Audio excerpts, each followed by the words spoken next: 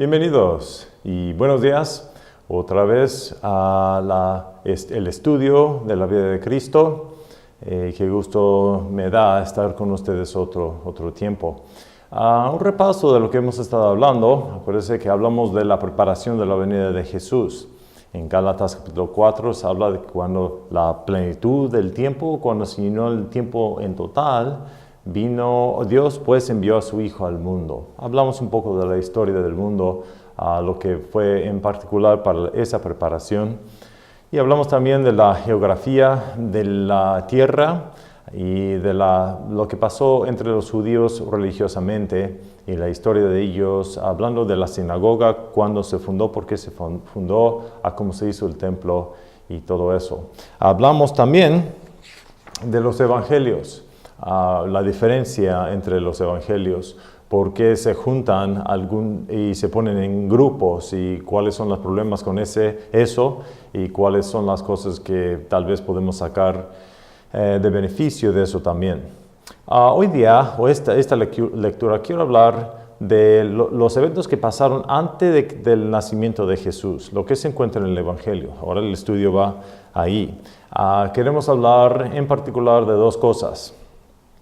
Lo que se dijo en el libro de Lucas y Juan, los dichos o el prólogo de esto, quiere decir lo que ellos dijeron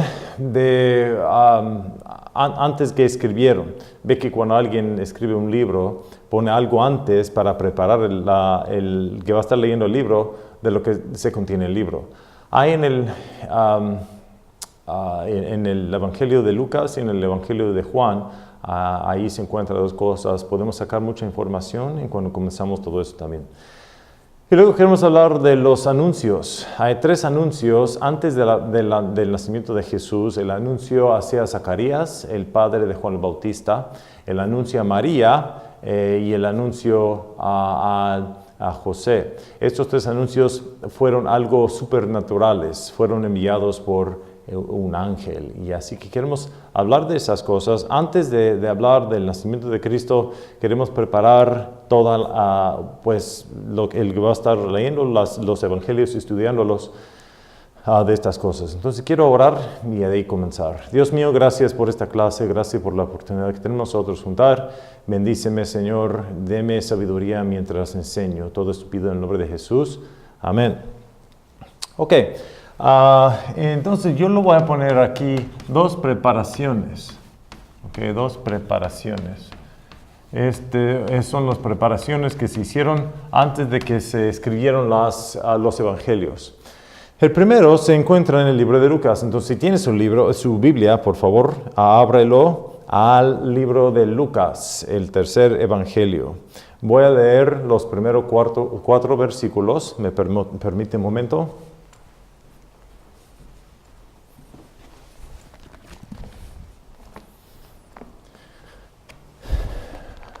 Debo agarrar la Biblia en español, ¿verdad? Me perdona. El libro de Lucas, capítulo 1, voy a leer los primeros 4 versículos de este evangelio. Y aquí vemos las preparaciones para el evangelio. Aquí se dice: habiendo muchos tentado a poner en orden la historia de las cosas que entre nosotros han sido del todo certificadas, como nos las enseñaron los que desde el principio fueron testigos de vista y ministros de la palabra. Hame parecido bueno también a mí, después de haber entendido todas las cosas desde el principio con diligencia, escribírtelas por orden, muy buen Teófilo, para que conozcas la verdad de las cosas en las cuales has sido enseñado. Así que la primera preparación para el evangelio se encuentra en el libro de Lucas. Así que el libro de Lucas. Ok, él aquí se prepara. Se escuchó que cuando leí estas cosas, él dijo que por qué comenzó a escribir el libro, por qué lo hizo. Y también nos da una idea de lo que estaba pasando en el mundo en ese tiempo. Y nos da a quién lo escribió. Esto también es interesante. Vamos a comenzar ahí. Dice en el versículo 3, muy buen Teófilo. ¿Quién es Teófilo? ¿O cuáles son teófilos? Hay dos puntos de vista en esto. Puede que, entendiendo lo que significa el nombre Teófilo, tal vez entendemos un poco más. Esto viene de dos palabras griegas. Viene de theas, cual quiere decir Dios, y phileo, que cual quiere decir amor. Entonces, Teófilo, ese nombre significa el que ama a Dios. Entonces, es posible que esto está escrito a un hombre, a alguien, en una iglesia, un conocido de Lucas, y Dios escogió darnos este evangelio por medio de una letra que escribió Lucas a Teófilo. O también se puede decir a todos los que aman a Dios, y son los que están en las iglesias, los que aman a Dios. Entonces, el otro punto de vista es que este libro está escrito a todos los que aman a Dios. O puede ser que está escrito a un hombre que se llama Teófilo. Me inclino más de que se está hablando a todos los que aman a Dios, porque igual los evangelios todos están dados a las iglesias. Entonces yo me inclino un poco más a eso, aunque también entiendo que Teófilo puede ser una persona y Dios escogió de esta manera entregarnos su palabra por una letra que escribió el apóstol Lucas a un amigo conocido de él. De cualquier forma, está escrito a ese hombre. Acuérdese que se llama el Teófilo, quiere decir uno que ama a Dios. Entonces, ¿por qué se escribió? Esto va a ser importante. Acuérdese que el Evangelio de Lucas fue escrito entre el año 63 y 68 del nuevo siglo. Y entonces por eso entendemos cosas o eventos históricos, los que estaban pasando durante este tiempo. Todavía estaba el templo, por ejemplo. Eso tal vez es el evento que no se había pasado, porque existió el templo mientras él estaba escribiendo este libro. Ese evento es importante. También hace tiempo que Jesús estuvo en el mundo. Si él se nació en el año 4 ante Cristo, de eso vamos a estar hablando en otra lectura. Entonces, en el año 29, básicamente se murió Jesús. Entonces estamos hablando de 30 años después. Otra generación de cristianos ya han venido. ¿Cómo es que sabían qué hacer? ¿Cómo es que esa generación de cristianos, cómo es que ellos sabían qué hacer, cómo juntar, de qué predicar, de qué decir? Bueno, si lo entendemos de esa manera, estamos hablando de muchos años. En mi punto de vista, 30 años es mucho. Y aunque el libro de Mateo sí se escribió, pensamos nosotros, un poco antes, entonces también tenían ese libro. Pero por años, digamos, Dios nos había dado toda la Biblia a la gente, estaban dándola. Y durante el tiempo de los apóstoles, mientras ellos estaban aquí, se escribió todo el Nuevo Testamento, y porque ellos fueron los designados de Jesús escribir la Biblia. Entonces Lucas nos da aquí algo un poco diferente, porque él dice que el propósito de por qué él escribió es para que, en el versículo 4, para que conozcas la verdad de las cosas en las cuales has sido enseñado. Eso es algo muy distinto, es algo muy importante. El conocimiento de los eventos de la vida de Cristo se ha dado de muchas personas. Lo que él dijo, lo que él hizo, sabían los apóstoles, había gente que le seguían a él. Hubo mucha gente que vieron a Jesús resucitado después de que se había muerto. Y hay gente entonces que sabían esto, estaban en el mundo, no se habían muerto todavía, pero se iban, entendible que todos se mueren. Entonces la cantidad de gente, los que estaban con Jesús cuando él estuvo aquí, se estaban reduciendo, hasta que algún momento ya no iba a haber testigo de ojo de la presencia de Jesús. Entonces en esa manera Dios nos entregó el Nuevo Testamento. Pero mientras hay gente que predicaban, decían de las obras de Jesús, de sus milagros, de sus enseñanzas. Y hubo gente que por boca, entonces escuchaban tal vez los que directamente lo vieron, pero los que también indirectamente escucharon de los que vieron y dijeron a los demás. Se traspasó entonces los eventos en la vida de Cristo por boca. Puede decir que tradición oral, que gente pasan esta información por decirla a los demás o por enseñanza. Hubo eso. Dice en versículo 2, como las enseñaron los que desde el principio fueron testigos de vista y ministros de la palabra. Esta gente eran ministros de la palabra, quiere decir que son los que se pararon frente a los demás y predicaron. Fueron las personas que escucharon de los que vieron a Jesús o eso. Vemos en el libro de Hechos que también Apolos y él estaba predicando en el libro de Hechos y vemos que él era un ministro de la palabra de Dios, pero no sabía todo entero. Así que hubo gente como él que estaban predicando, que escucharon de Juan el Bautista, puede ser. Y Juan el Bautista entonces enseñaba ciertas cosas, enseñó la salvación. Y hubo los que por escuchar a él fueron a enseñar a los demás también. Bueno, hubo varios de esas personas. Y en eso nos dice en versículo 2. Entonces, no solamente se decía los eventos de la vida de Cristo por boca, por tradición oral, pero también hubo los que también estaban allí. Los que estaban ahí que vieron a Jesús, los que le vieron a Él, los que le tocaron a Él, son los que escribieron, que luego escribieron estas cosas.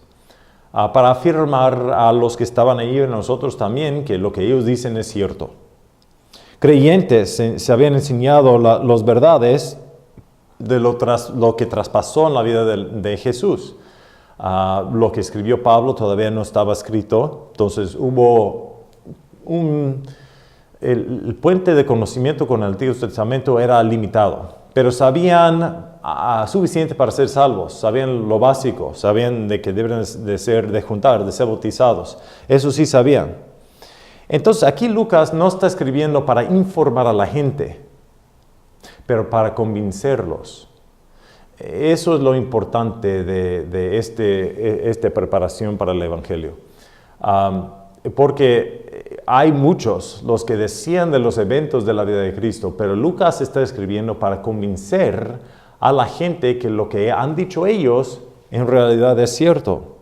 Es como si alguien viene y te dice algo y escuchas eso, pero después viene otra persona como yo y yo le digo, no, pues lo que él dice es cierto porque esto y esto y esto y este evento pasó, entonces yo conecto más a la información para que se convence más a la gente lo que está diciendo él, aunque es verdad cuando lo dice también. ¿Ves? Eso convence, entendemos la palabra convencer. Así que él escribió para dar seguranza según la verdad que ya estaba escribiendo y que ya estaba diciendo por tradición oral y por escribir estas cosas. Así que el Evangelio de Lucas es más para convencer que para informar. Ok, ¿cómo se preservó la verdad entonces en estos tiempos? Se preservó la verdad, como le he dicho, por tradición oral. La gente estaba hablando por lo que se habían escuchado. Y así que escuchan una cosa, dicen una cosa. Puede que con tiempo se ha cambiado un poco esa información, pero todavía estaban los que estaban ahí, eran testigos de ojo. También se preservó las palabras de Jesús por los que estaban con Él, por los que escucharon con los que estaban con Él, pero también ahora por escribir libros. Estos hombres escribieron libros y por eso se selló pues la tradición oral y lo que decían los demás en palabra escrita. Porque ellos no escribieron porque querían escribir necesariamente, pero sino por la voluntad de Dios. Ellos siendo gente designado para dar a nosotros, o generaciones pasando, incluyendo nosotros, de estas verdades de la vida de Jesús. Así que eso es inspiración. En tanto tradición oral, en diciendo cosas, dichos, gente que se escucharon de los que la han visto y todo eso es, esa verdad es verdad, pero es verdad segunda. Me refiero a esto, de que Dios entregó su palabra al hombre, a la gente. Algunos volvieron a repetir esta cosa, pero algunos otros, en vez de, aunque también lo repitieron, pero lo escribieron también. Así que todo, aunque fue por dicho o fue por siendo escrito, inspiración es la cosa cual tapa todo. Tradición oral, aparte de inspiración, no tiene fuerza, no tiene poder. Inspiración, eso quiere decir que Dios inspiró. En el libro de 2 de Timoteo, capítulo 3 y versículo 17, se utiliza la palabra griega theapneustas. Quiere decir que inspirado de Dios, o por el aire de Dios, o por la inspiración de Dios. Entonces vino la Biblia por medio de esa inspiración. Eso es inspiración. No necesariamente uno que se siente inspirado porque ha visto algo bonito, nada de eso, sino de que el Espíritu Santo de Dios inspiró. Vemos en 2 de Pedro, capítulo 1 y 21, dice que los santos hombres de Dios escribieron ellos siendo inspirados del Espíritu Santo de Dios. Así que, ¿qué tuvo Lucas cuando él comenzó a escribir este libro? Bueno, él tenía materiales que vinieron de los apóstoles, cuáles eran testigos de ojo. Eso se ve en versículo 2, que muchos aquí dice como nos las enseñaron los que desde el principio fueron testigos de vista y ministros de la palabra. Él tenía entonces esta información por los que vieron a Jesús de vista. Lucas no era uno de los originales apóstoles. Se puede decir que él es apóstol porque le sigue y vivió durante ese tiempo, pero no de la manera que es apóstol de los original 12 apóstoles. También tuvo cosas que por la tradición oral se escribió y vino originalmente de los apóstoles. Eso se ve en versículo 1. Habiendo muchos tentado a poner en orden la historia de las cosas que entre nosotros ha sido del todo certificadas. Así que hay cosas que escribieron que Lucas tenía. Hay cosas que ellos dijeron que Lucas tenía también. Él tenía todo esto cuando él vino a escribir. También dice en versículo 3, me ha parecido bueno también a mí, después de haber entendido todas las cosas desde el principio con diligencia, escribírtelas por orden, oh muy buen Teófilo. Lucas, obviamente, tenía entendimiento que él no recibió por escuchar a los apóstoles, ni tampoco lo escribió por lo que ellos escribieron. Él tuvo algo, que fue parte de todo eso, que Dios le dijo a él que escribiera. Eso es inspiración. Lucas entonces tenía información o verdades que los demás no tenían. Y por eso él dice que después de haber entendido todas las cosas desde el principio con diligencia, él tuvo perfecto entendimiento de cosas o entendimiento más completo, ¿sí? Porque él obviamente escribió este libro y hay datos e información en este libro que los demás no tenían porque venía de Dios, del Espíritu Santo.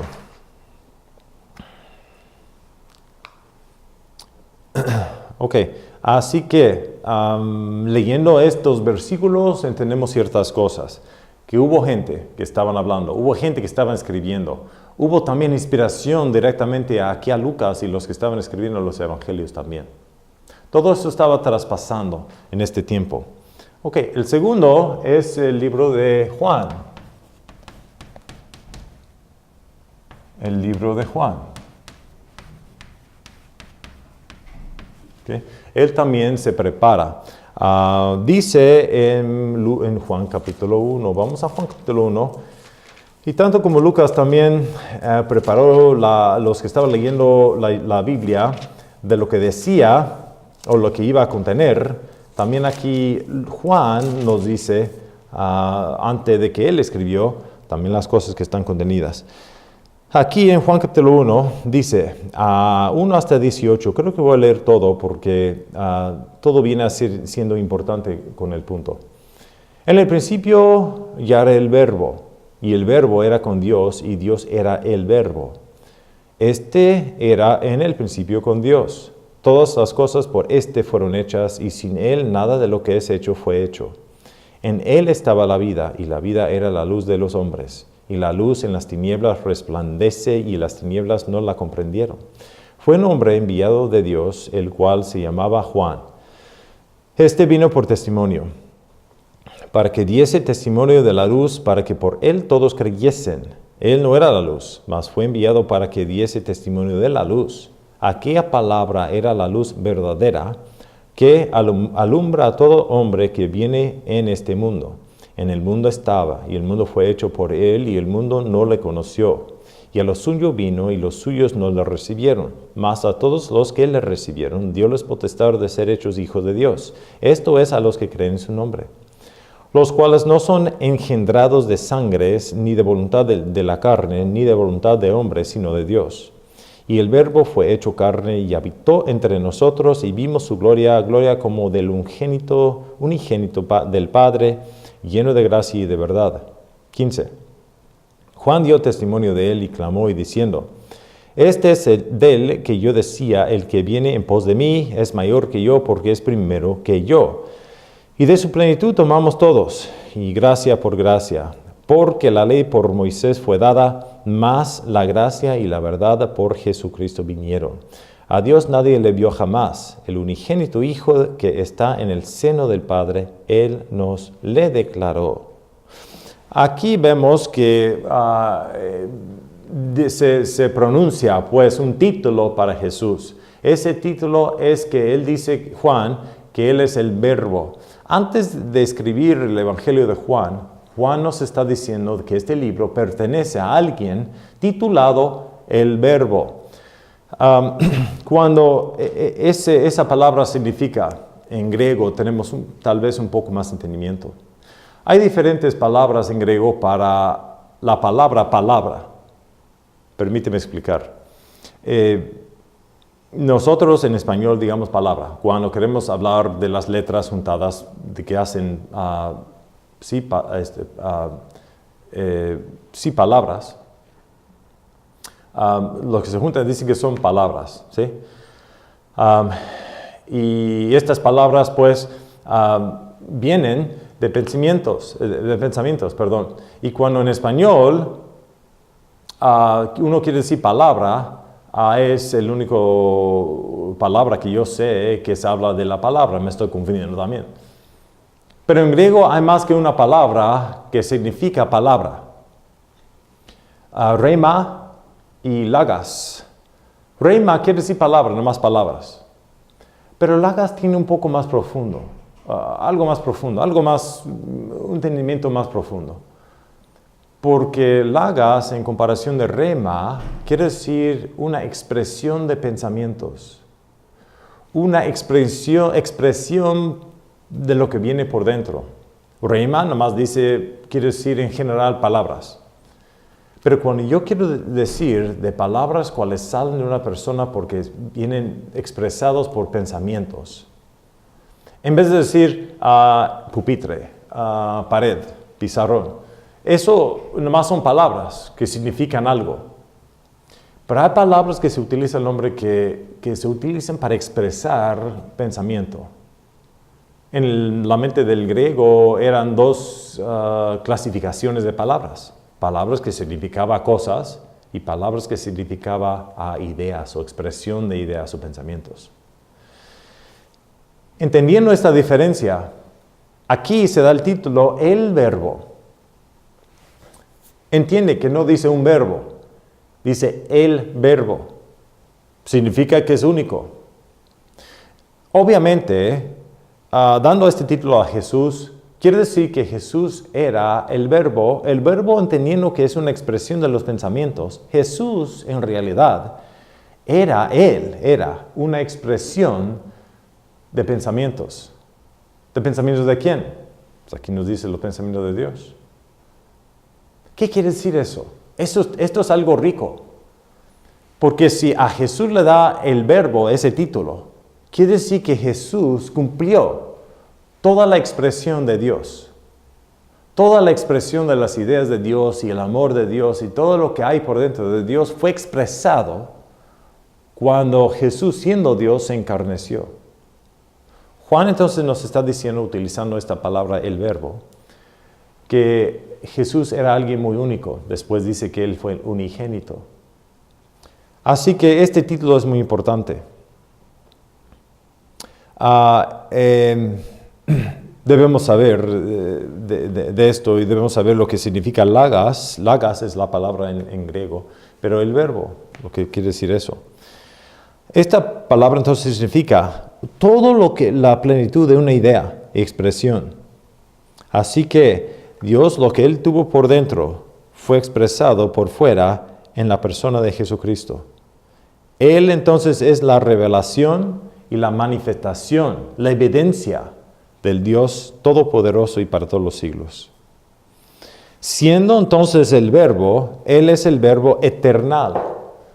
Porque lo que sale de Dios, lo que Él expresa, quiere decir que Él vino por dentro y Él siendo eternal, también Jesús es eternal. Dice en el principio era el Verbo y el Verbo era y Dios era el Verbo y este era en el principio con Dios. Así que quien sea este Verbo, Juan está diciendo que la persona cual tiene este título del Verbo era igual a Dios. También Él crió a todo. Siendo Dios, el Verbo está dado a ese título características de Dios. Versículo 3. Todas las cosas por este fueron hechas. ¿Por quién? Por el Verbo. Y sin Él nada de lo que es hecho fue hecho. Juan inmediatamente le pone el título del Verbo a Jesucristo. Y luego nos dice que ese Verbo es Dios. Y además nos dice que siendo Dios, Él es el creador de todo. No es el único lugar en la Biblia donde nos dice que Jesús creó todo. Pero también, llevándolo un paso más, Él se hizo carne, se encarneció. En versículo 14 dice, y el Verbo fue hecho carne. Este Verbo, ¿quién? La expresión de Dios. El que era Dios, estaba con Dios, creó a todo. Esto se encarneció. Este mismo se encarneció. El Verbo fue hecho carne y habitó entre nosotros y vivimos su gloria. ¿Quién vio? Los que escribieron este libro. Juan, pues. Gloria como del unigénito del Padre, lleno de gracia y de verdad. En particular Juan, porque él vio a Jesús resplandiéndose. Él lo vio en el monte de transfiguración, digamos nosotros. Creo que se encuentra eso en Juan 17 o Lucas 17. Donde Jesús se cambió su vista, se resplandió. Y ellos lo vieron su gloria, vieron esa gloria. Se dieron cuenta ellos que Él no era de este mundo. Él era de otro mundo. Él existió antes de ser encarnecido.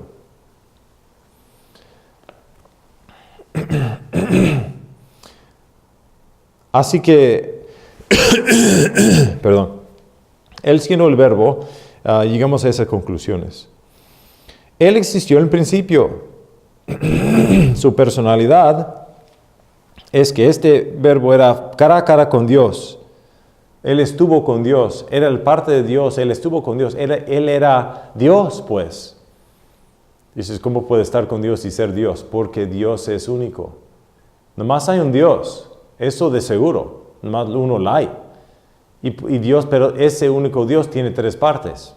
Es como nosotros, somos cuerpo, espíritu y alma. También Dios tiene tres partes y estamos hechos en la imagen de Él. Pero somos una persona.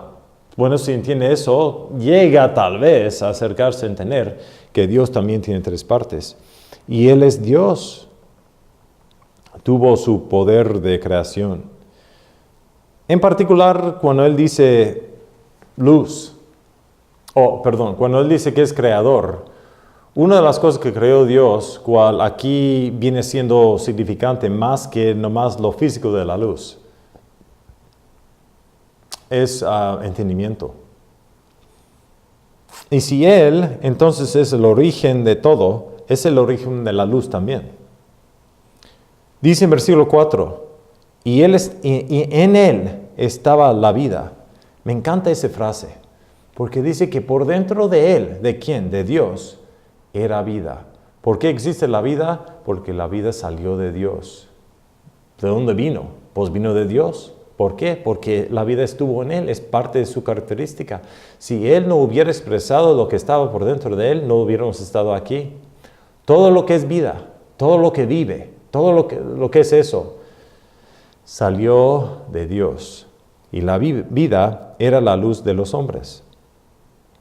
Luz física, pero luz también figurativa, quiere decir entendimiento. Y la luz en las tinieblas resplandece y las tinieblas no la comprendieron. No la comprendieron.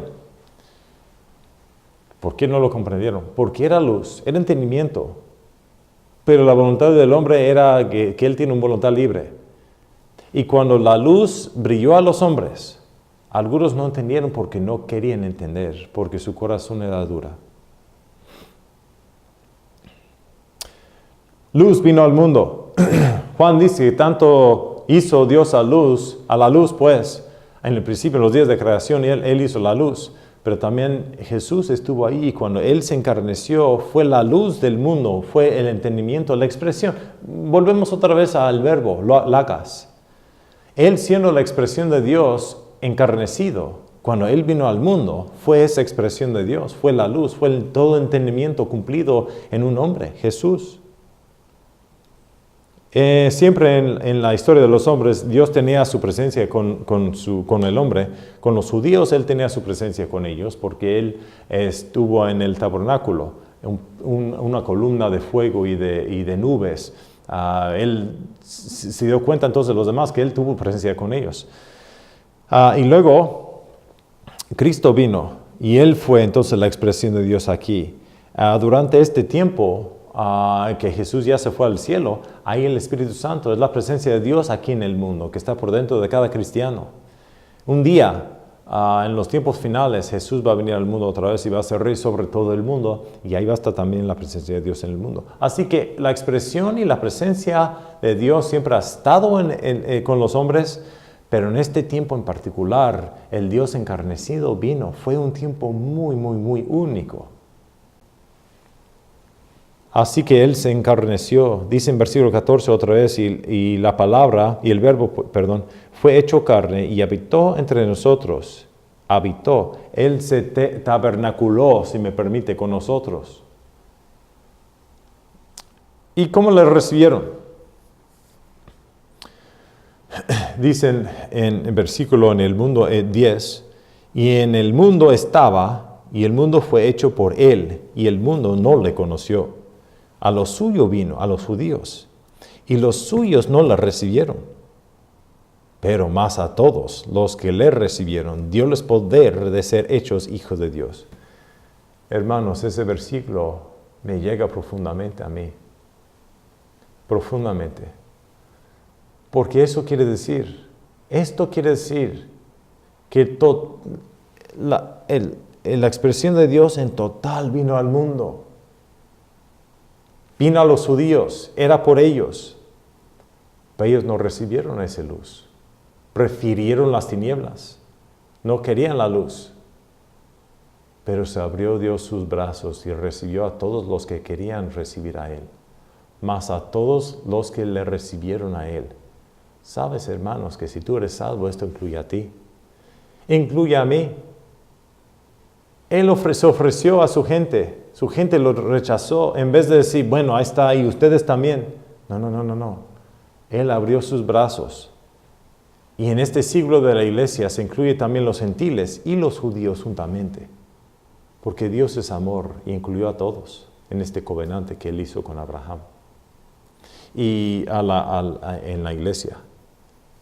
Toda la herencia que fue prometida a los judíos fue dado a mí y a los que la recibieron a Él.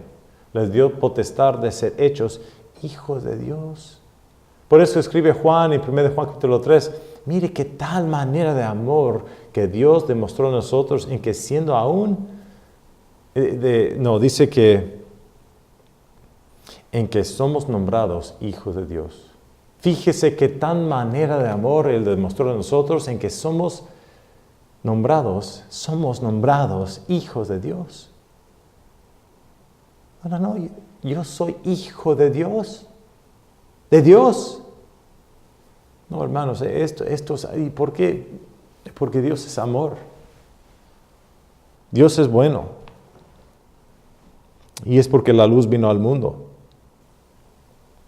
Desafortunadamente los judíos no la aceptaron, pero Él abrió sus brazos y me aceptó a mí. Y cuando yo no sabía nada, cuando yo era bueno para nada. Dios me encontró y dijo, este hombre me está buscando. Yo me voy a demostrarme a Él. ¿Por qué me quiso? Yo no sé, yo no lo sé. Pero qué tipo de amor no la hay aquí en el mundo, aparte de eso no la hay. Pero Dios es amor y Él demostró su amor para mí. Por eso, hermanos, se entiende de que la Biblia no solamente se entiende por la inteligencia, se entiende por el corazón. Si tú abres tu corazón, si me están escuchando ahorita y ustedes no son salvos, no conocen a Jesús, entiende que Jesucristo de Nazaret vino a este mundo y fue la expresión de Dios para todo el mundo.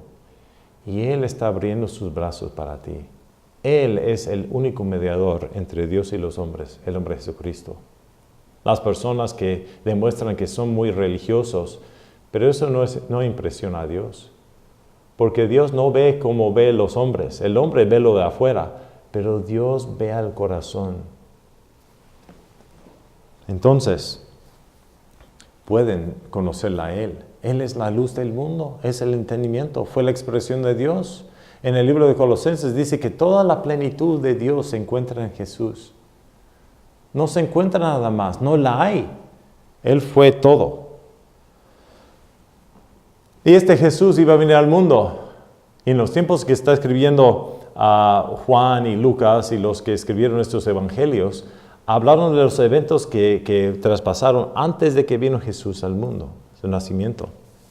3 anuncios. A eso vamos. 2 preparaciones. La segunda cosa que queremos hablar ahora son los 3 anuncios. Ante el nacimiento de Jesús. Número 1, queremos hablar del anuncio a Zacarías. El anuncio a Zacarías. En Lucas capítulo 1, vamos otra vez a Lucas y capítulo 1, y aquí en Lucas capítulo 1 vemos en versículo 5, dice, hubo en los días de Herodes, rey de Judía, un sacerdote llamado Zacarías, de la clase de Abías, y su mujer era de las hijas de Aarón, llamada Elizabeth. Ok, los padres de Juan el Bautista. Aquí se está hablando en Lucas, cuando se comenzó pues el nacimiento de Juan el Bautista. Los profetas del Antiguo Testamento hablaban de que iba a venir una persona y en esos días se iba a nacer el Mesías. Ese hombre lo dicen Elías en el libro de Malaquías, cuando se termina el Antiguo Testamento, dice que Elías va a venir. Y cuando Él viene, Él va a doblar pues el corazón de los padres a los hijos y los hijos a los padres. Iba a ser su ministerio.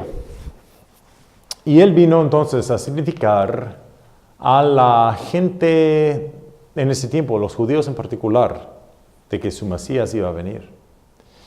Pero para recibir a Él, no lo reciben solamente así, porque tienen que aceptarlo de corazón. ¿Y cómo se acepta a Jesús de corazón? De esta manera. Se arrepiente de los pecados. Se arrepiente. ¿Cuál fue el mensaje de Juan el Bautista? Él dijo, arrepiéntense. Gente pecadosa, gente que tenían pecado en su vida, pero pudieran arrepentirse. Aparte del arrepentimiento, no hay salvación, no la hay. Juan el Bautista predicaba eso. Él decía que viene el Hijo de Dios, significó Él que al que viene, yo ni siquiera soy digno para amarrar sus chanclas, pues, sandalias. Él significaba. Él dijo, yo me tengo que bajar, Él se aumenta. Entonces, Juan el Bautista, su mensaje era eso, significaba que Jesús era el que iba a venir, el Mesías, pero para que la gente le aceptaran a Él, tuvieran que arrepentirse. Y ahí está la cosa que los judíos no querían hacer, porque ellos se pensaban muy religiosos, ellos pensaban que por obedecer la ley estaban bien con Dios. Ellos, se acuerdan que decíamos, de que ellos piensan que llegaron a Dios por medio de observando la ley, por cosas afuera. Pero Juan el Bautista decía, no es cierto, tú llegas a conocer a Dios por dentro primero. Y eso es arrepentir, se abre el corazón, uno admite, soy pecador.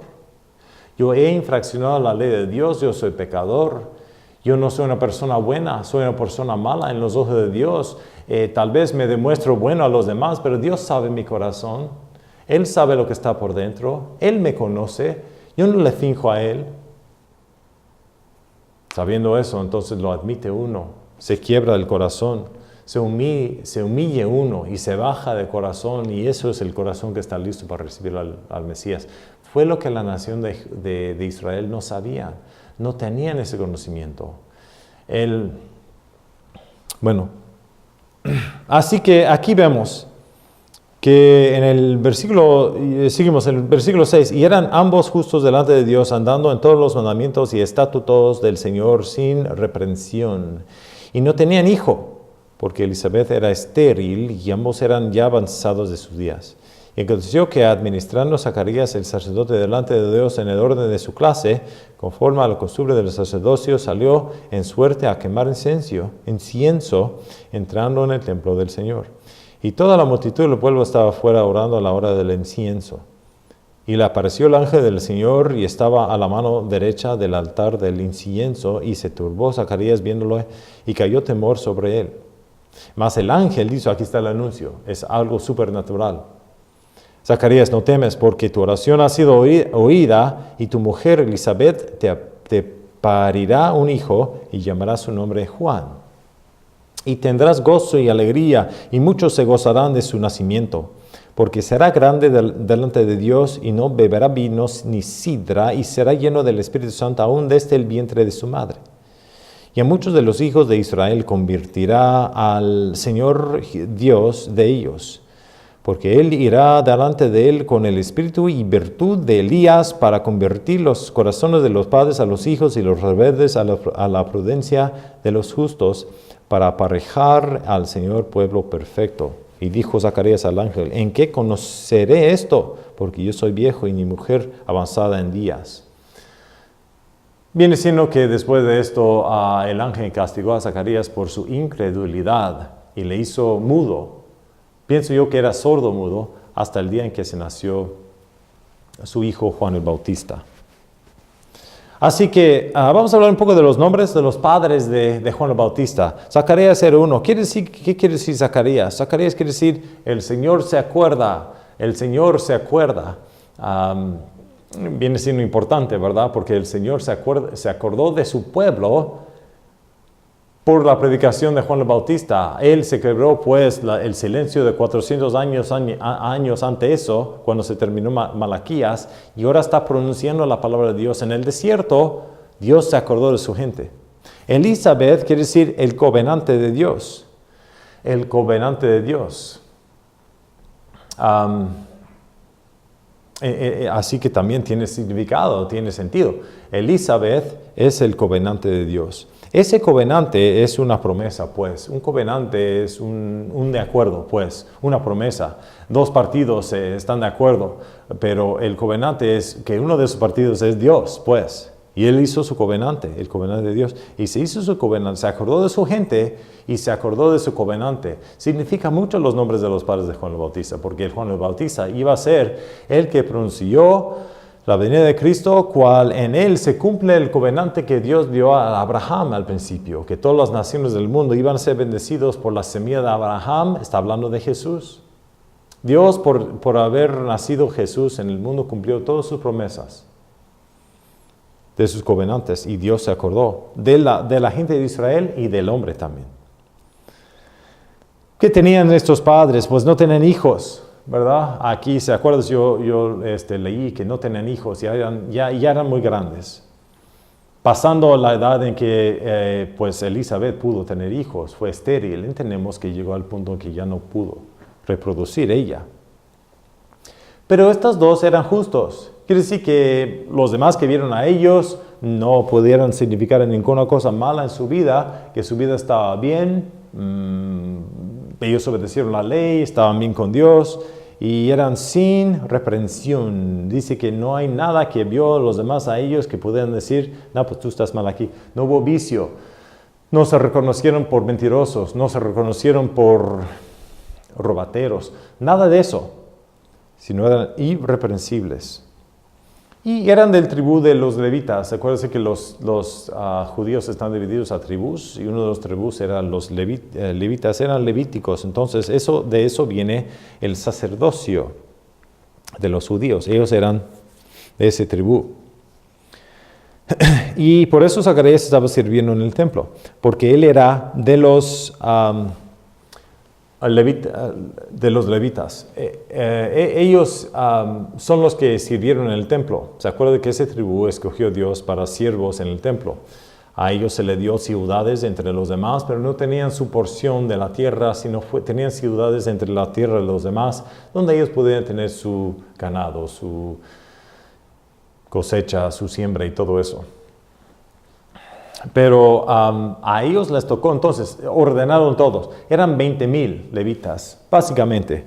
En los tiempos de David, él hizo 24 cursos, 24 periodos de servicio de cada quien, y se dividió entonces cada 2 semanas. Uno sabían que eran de este grupo, y ese grupo entonces cuando les tocó fueron al templo para servir. Sirvieron ahí básicamente 2 semanas, cercas a 2 semanas, haciendo el servicio del templo, todo lo que se tenía que hacer. Ahí los tocó esas 2 semanas al año. Zacarías, siendo un parte de ese curso, fue a Jerusalén para servir en el templo por esas 2 semanas. Zacarías entonces era de ese curso, de Abías, y ahí nos dice, y entendemos que le tocó en este tiempo, lo que está hablando, que él le tocó estar en el templo. Su esposa Elizabeth también obviamente fue con él, obviamente estuvieron juntos. Entonces no solamente los sacerdotes fueron, pero también las esposas también. Bueno, en este caso fue él. Él fue de las hijas de Aarón. Quiere decir que ella fue de las hijas del sacerdocio. Entre los levitas, los hijos de Aarón eran los sumos sacerdotes. Era un clase de sacerdocio en particular, el sumo sacerdote. Fueron porque hay más uno. Y de ahí ellos también les tocó, y les tocó servir también ahí. Y Elizabeth fue uno de los hijos de Aarón, de muchos siglos para atrás, vino de esa línea. Y ellos estaban orando, fue el tiempo de la oración. Obviamente hubo por el día tiempo en que los judíos se juntaron a orar y ellos Zacarías estaba administrando en el templo y conforme a la costumbre, dice en versículo 10, salió en suerte a quemar incienso. En el templo hubo un altar, uno de los altares. Uno de esos altares era el altar de incienso, un incienso muy particular en que se quemaban en el altar y se hizo humo, ¿verdad? Y ese humo ascendió. Esto representa la oración de la gente de Dios. Estaban orando también, pero también en este tiempo del día quemaban incienso, salió humo del templo, los demás veían eso subiendo al cielo. Representa entonces la oración de su gente. Ellos estaban orando también. Y también Zacarías y Elizabeth también estaban ahí orando con los demás. Y de seguro ellos estaban orando por muchas cosas, por su gente. Les tocó estas 2 semanas estando en el templo, viendo el templo, sabiendo de la historia de los judíos. Querían que el Mesías viniera. También tenían la profecía de Daniel. Y en Daniel decían que el Mesías iba a venir a ese tiempo. Según Daniel, ellos tenían el tiempo en cuando se iba a venir. Entonces hubo los que entendían eso. Los que entendían que Daniel decía que el Mesías iba a venir pronto, lo estaban esperando. Sabían que se acercaba el tiempo que iba a ser en su vida posible. Y por eso, de seguro, ellos estaban orando para eso. También Zacarías estaba orando por un hijo, por supuesto, y no lo tenían. Y entonces eso ya se pasó de edad y pues me imagino que las oraciones de la gente en particular fue eso y también tenía sus oraciones personales. Dice ahí que a él le tocó, por suertes. Quiere decir que por todos los levitas que están ahí, a ciertos les tocó encender el altar de incienso. Como lo entendemos, esto fue un privilegio. Para ser escogido para hacer esto, porque hubo muchos, entiende que hubo 20,000, dividido por 24, eran muchos cuales les tocó ir al servicio del templo. Entonces, entre todos los que estaban ahí, a ciertos les tocó quemar el incienso. Bueno, le tocó a Zacarías. No por casualidad, fue a propósito. Y así que el tiempo, ahora, ¿cuándo estaba orando? Esto es algo que reconocemos, cuál es algo muy interesante. Cada vez se leía una porción de la ley en el templo. Esa porción de ley estaba organizado. Tenemos el récord de todo eso. Leían una porción de ley cada día.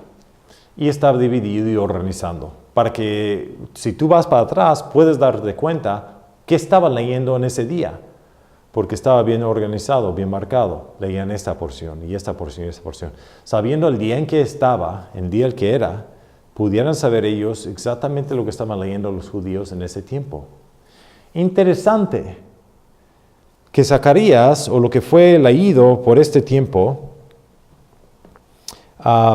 esa porción de la ley, los profetas que se leía este día en las sinagogas, que también probablemente estaba leyendo en el templo, era Números capítulo 6. Y el nacimiento de Sansón. Usted dice, bueno, el nacimiento de Sansón y Números capítulo 6, ¿qué tiene que ver de acuerdo? Porque Números capítulo 6 habla del nazarito, el nazarito. Y Sansón era un nazarito. ¿Qué fue el nazarito? Ese fue un voto, una promesa que uno da a Dios. Era el voto de nazarita. Quiere decir que esa persona por un tiempo prometieron hacer 3 cosas para que ellos tuvieran una relación más cerca de Dios. Número 1, ellos no podían tocar nada de la uva, nada de vino, nada de la uva. No pudieran tampoco tocar nada muerto y no pudieran cortar el pelo. Por tanto tiempo, ellos, en la Biblia no decía qué tanto tiempo lo iban a hacer ese nazarita. Iban a ser nazarita por tiempo nada más. Y ellos escogieron, tal vez decían, no, pues yo por 2 meses voy a hacer mi voto de nazarita y voy a hacer esto para que puedo yo entonces consagrarme un poco más a Dios. Después de que se había crecido el pelo, se cortó el pelo y ese pelo se quemó en el altar. Viene siendo entonces que eso pasó y le tocó entonces a Zacarías quemar el incienso cuando al mismo tiempo estaban leyendo eso en el libro. Eso no fue por accidente. El ángel Gabriel vino y le dijo a Zacarías que él iba a tener un hijo y el hijo iba a nacer y iba a ser nazarita desde su concepción, desde su nacimiento pues. Iba a ser por toda su vida. Nomás hubo 3 personas en la Biblia que se hicieron nazarita toda su vida. Acuérdense que la gente hicieron esta promesa por meses tal vez, pero para toda la vida nomás eran 3 de lo que sabemos. Tal vez hubo más. Sansón era uno. También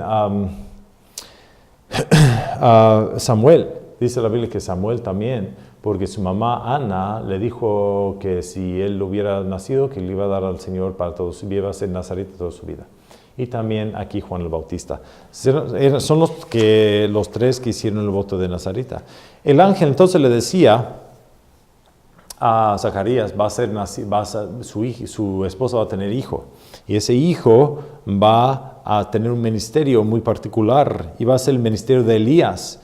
Iba a doblar a los judíos al Señor. Esto es importante porque el ángel dijo a Zacarías que su hijo iba a ser un profeta y ese profeta iba a doblar a los judíos al Señor, iba a predicar con pasión, iba a preparar también por la venida del Mesías. El ángel le dijo a Zacarías eso. Y por eso sabemos que el ministerio de Juan Bautista fue dado a su esposo, al papá Zacarías, también le dijo a la esposa de seguro después. Pero fue sordo. ¿Y por qué? Pero hasta ese tiempo que vio al ángel, hasta que se nació, fue afligido siendo sordomudo, porque no creyó. Dicen las escrituras que no tenemos tiempo para traspasar todo eso, pero dice la Biblia que el ángel le dijo a él, porque no creíste, vas a ser sordomudo hasta el nacimiento de este niño. Bueno, Ahora la segunda anuncio es el anuncio de María. El anuncio a María. Vino también un ángel, anunció a María. Vino un ángel y le dijo a María que iba a ser ella, iban a ser un hijo de ella y de que de ella iba a ser nombrado el Mesías. Dice en Lucas 1:26. Dice, y el sexto mes el ángel Gabriel fue enviado de Dios a una ciudad de Galilea que se llama Nazaret. Y una virgen desposada con un varón que se llamaba José a la casa de David, el nombre de la virgen era María. Entrando el ángel a donde estaba ella, dijo, tengas gozo, altamente favorecida el Señor está contigo, bendita tú entre las mujeres. Mas ella, como le vio, se turbó de su hablar y pensaba que salutación fuese esta. Entonces el ángel le dijo, María, no temes porque has hallado gracia delante de Dios. Y aquí que concebirás en el vientre y parirás un hijo y llamarás su nombre de Jesús.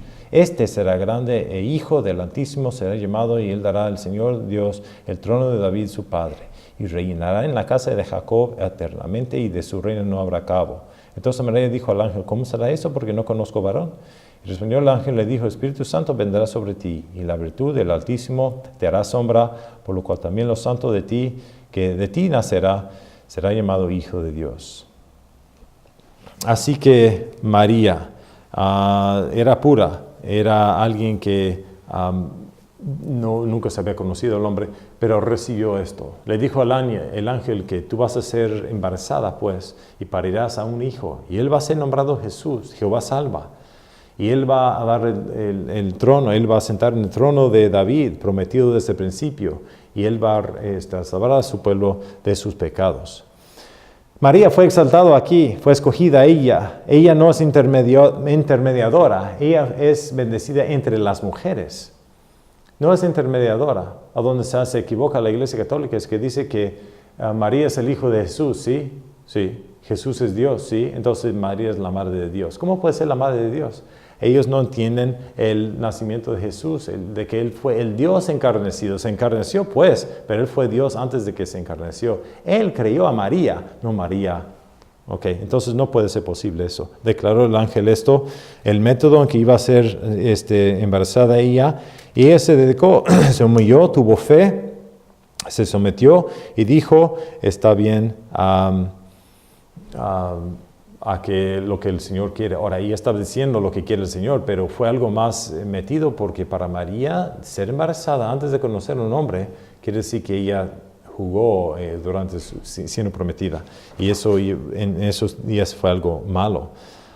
Fue a visitar a su prima Elizabeth y Elizabeth también reconoció porque el bebé que estaba por dentro de Elizabeth brincó, eran primas, obviamente las madres eran hermanas. Y por eso también era prima de ella. Entonces, cuando todo esto pasó, otra vez se apareció el anuncio también a José. Porque en todo esto, José fueron prometidos de ellos dos, María y José. María y José entonces fueron prometidos. En estos días, quiero hablar del dilema que tuvo José también. Pero en Mateo capítulo 1, 18 a 25, no tenemos tiempo desafortunadamente a leerlo, pero ahí se habla de que el ángel también apareció a José, porque José estuvo en una posición de que él aquí tiene una prometida, obviamente está embarazada. Entonces los demás iban a pensar que él tal vez tuvo relación con ella, o pues ella tuvo relación con otro, ¿cómo es que está embarazada? ¿Verdad? La problema es esta, de que ella de seguro le dijo a él, me apareció un ángel, esto fue lo que pasó. Pero de todos modos, aunque eso es cierto, los demás no iban a creer. Iba a estar en una situación entonces José de aceptar a lo que le dice ella, tal vez, si no hubo evidencia. También en la ley de Deuteronomio, ahí decía que si alguien le fuerza a ella, y si ella clama, entonces no es culpable. Pero mientras ella no clama, es culpable ella. Entonces él pudo decir, nadie le escuchó a ella clamar, puede ser que no la escucharon y si clamó, puede ser que no. Entonces pudo a él haber puesto la ley sobre ella, porque él tuvo ese derecho, porque estaba embarazada. Pudieran hacer una investigación y averiguar si ella se había gritado, pero él no quiso hacer eso a ella por ponerle a ella como un ejemplo público para que los demás la menospreciaran. Él no quiso hacer eso, pero además él fue un hombre justo. Quiso hacer lo que decía la ley, pero también amó a María y no quiso. Entonces él quiso dividir con ella, pero privadamente, para que ella tuvo el hijo, pues, y para que ya no fueran ellos prometidos, pero para que lo que había pasado no se la haría. Pero el ángel dijo, no temes aceptarle como su esposa, porque lo que por estar dentro está nacido por el Espíritu Santo. José también, cuando se vio eso, estuvo de acuerdo, la aceptó como esposa y pues de ahí fue el nacimiento de Jesús. Ok, de eso se termina entonces esta lectura. Vamos a hablar un poco más de las canciones de alabanza, lo que vemos aquí, un poco más de la preparación del nacimiento de Jesús, y de eso vamos a meternos a ese nacimiento, el nacimiento del Dios viviente al mundo, el Dios encarnecido. Hasta ese tiempo, adiós.